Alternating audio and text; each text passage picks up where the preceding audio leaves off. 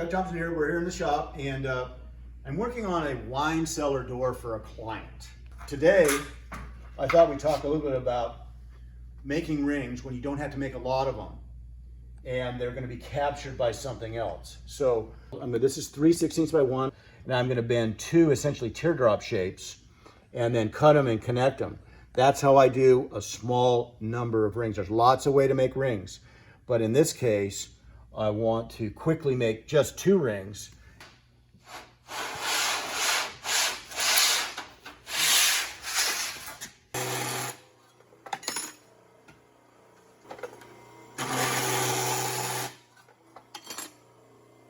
So I'm here at the Hossfeld bender, and I've got the form die that I want to use. I've got a little rolling ring on this side. This is going to be a draw process, rotary draw.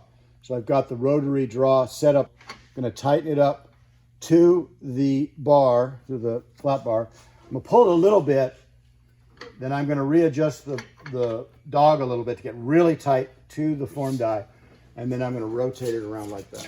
I'm going to go all the way around and make essentially a little teardrop shape.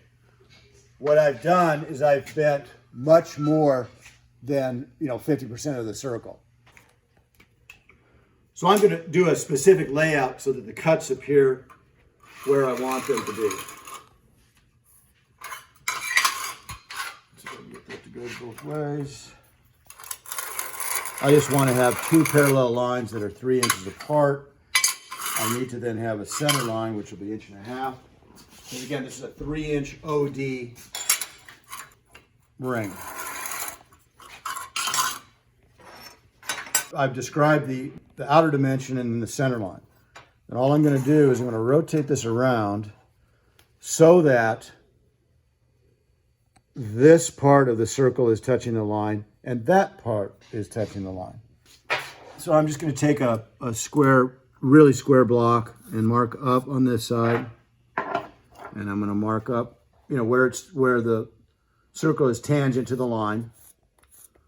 So I've got marks there and there. Now what I'm going to do also here is I'm going to mark A on this and A on that. So I'll know that that's how it came back together when I go to weld it up.